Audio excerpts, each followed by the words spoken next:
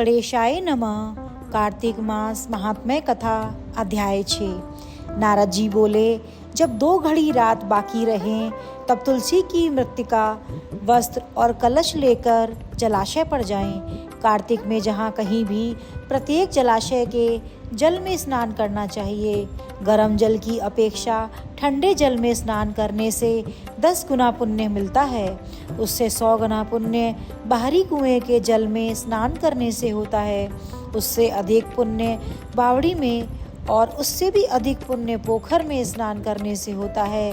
और उससे 10 गुना झरनों में और उससे भी अधिक पुण्य कार्तिक में नदी स्नान करने से होता है। उससे भी 10 गुना पुण्य वहाँ होता है जहाँ 2 नदियों का संगम हो।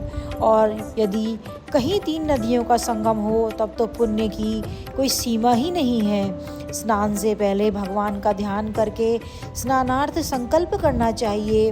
फिर तीर्थ में उपस्थित देवताओं को क्रमशः अर्घ्य आचमनीय आदि देना चाहिए। अर्घ्य मंत्र इस प्रकार है। हे कमलनाथ, आपको नमस्कार है। हे जलाशयी भगवान, आपको प्रणाम है। हे ऋषिकेश, आपको नमस्कार है। मेरे दिए अर्घ्य को आप ग्रहण करें।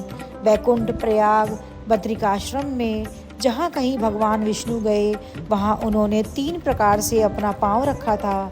वहाँ पर ऋषि वेद यज्ञों सहित सभी देवता मेरी रक्षा करते रहे। हे जनार्दन, हे दामोदर, हे देवेश, आपको प्रसन्न करने हेतु मैं कार्तिक मास में विधि विधान से ब्रह्म मुहूर्त में स्नान कर रहा हूँ। आपकी कृपा से मेरे सभी पापों का नाश हो।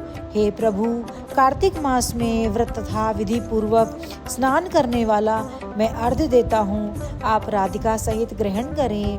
हे कृष्ण, हे बलशाली राक्षसों का संहार करने वाले भगवान, हे पापों का नाश करने वाले, कार्तिक मास में प्रतिदिन दिए हुए मेरे इस अर्घ्य द्वारा कार्तिक स्नान का व्रत करने वाला फल मुझे प्राप्त हो।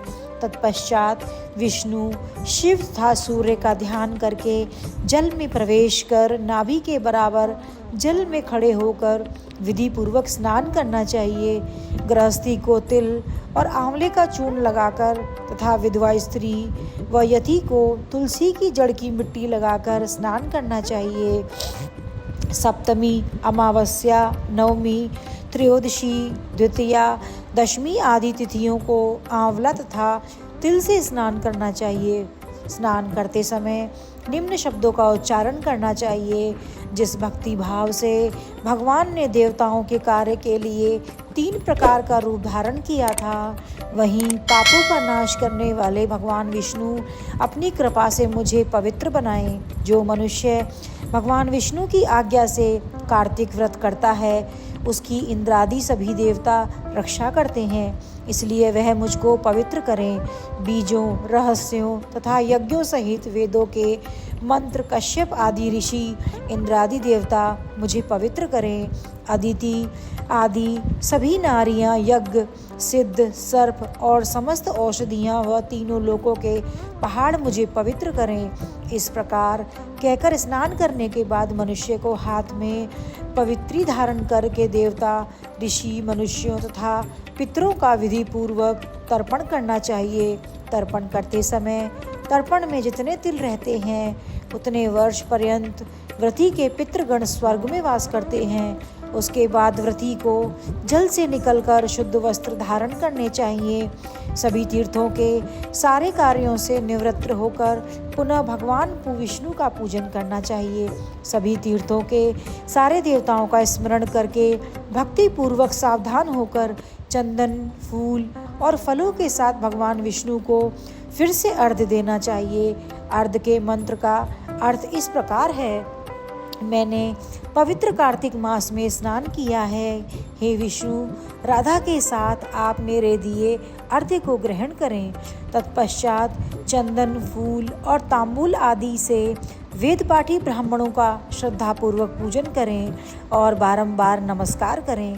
ब्राह्मणों के दाएं पांव में तीर्थों का वास होता है, मुंह में वेद और समस्त अंगों में देवताओं का वास होता है।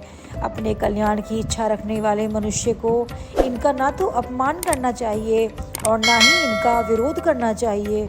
फिर एकाग्रचित होकर भगवान विष्णु की प्रिय तुलसी जी की पूजा करनी चाहिए। उनकी परिक्रमा करके उनको प्रणाम करना चाहिए। हे देवी, हे तुलसी, देवताओं ने ही प्राचीन काल से तुम्हारा निर्माण किया है और ऋषियों ने तुम्हारी पूजा की है। हे विष्णु प्रिया तुलसी, आपको नमस्कार है। आप मेरे समस्त पापों को नष्ट करो।